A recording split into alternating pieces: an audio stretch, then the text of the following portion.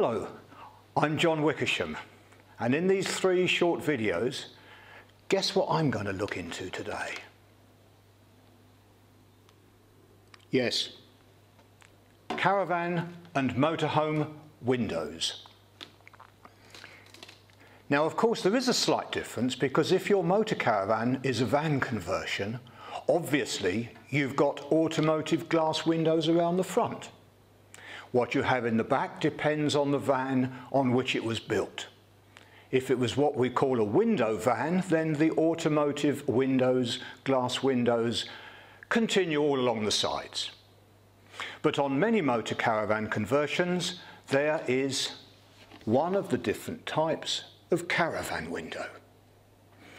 And in this first of the 3 videos, I want to just give you some general points so that you can be advised if you're a purchaser, and also if you already own one, you are aware that these are costly and can be damaged very, very easily. Now, general kind of advice like this also appears in the books I've written for Haynes, and these are called handbooks, not to be mixed up with the manuals. So if you're a caravan person, the Caravanning Handbook tells you all the general points about caravanning. That came out just over a year ago. This one is the 2nd edition on motor caravans, and I picked it up only yesterday. It's brand new, and I spent the beginning part of 2012 completely overhauling it. But there's nothing in those books on repairs. They're just introductory books for mainly complete beginners. Now, I also want to explain in the very brief start that there are 2 distinct types of window fitted in the back of the camper van, or in almost all of the windows if you purchase a caravan. Let's go back in time. If someone said to you, would you like a really old caravan? I don't even want any money for it. It was built in 1972. Then a caravan built then had all sorts of glass fitted for the windows, and the glass was in an aluminium frame. It was heavy, and if you buy one of those or you get given one, heaven help you if you need to get a replacement. If one breaks, the only hope is a breaker's yard. Then in 1978, November, things changed a little. Manufacturers had to fit safety glass, automotive type of glass, and they did that for a couple of years and realised it was expensive and heavy. And that's when somebody said, hey, wait a minute, can't we mould a window in acrylic plastic? And in the early 80s, the first ones were just single glazed panes. Only the expensive top-of-the-range models had one like this, which is double glazed. Better insulation for heat and more likely to keep out the noise. Acoustic information benefits as well. So 2 types again. This one, which you find on most caravans and a few motorhomes, doesn't have a frame. It's one plastic piece. Along the top is a metal section that is curved so that it hooks on to the member across the opening, hinges on, and then it opens just like that. The success of these is dependent on a very good rubber surround mounted around the aperture so that wind doesn't blow through the sides or the rain get in. Now, that is why there is an alternative type which is more expensive.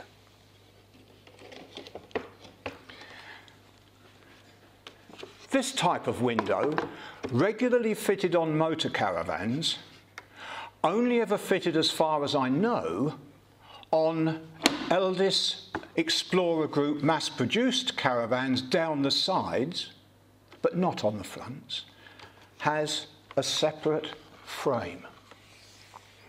And the pane itself, and this one's fixed so I can't open it, but many of them are actually opening types. This is an upright one, and that would be the hinging point. This is entirely separate from the surround in which it's mounted. Now these are also very clever in as much as most of them are supplied in two halves. This half contains the blind assembly and the fly screen coming from different ends, and that is mounted on the inside of a caravan or motorhome. This is mounted on the outside, and the fixing bolts pull it closer and closer and closer together so that the rubber surround that's built in to the frame itself is pinched tightly against the bodywork. In effect, of course, we're now getting into the technicalities, and in the next video we're going to talk about owner maintenance and how to avoid ruining these, because it's very easily done if you use the wrong cleaning compounds. And once you're getting into those technicalities, the books that I would then suggest, and of course I have a vested interest as the author. One is a caravan technical manual and the other is a motor caravan manual. This one is about 2 years old and has been updated several times in the last 48 months, and this one came out just last February in 2012. This is the 3rd edition. Let's just finish with a tip. If you are a caravaner, on the front of your caravan you may find 3 separate window units. I have to say that this was one of the 3 on a Caravan that I purchased in 1990. There was another one beside it and another one over there.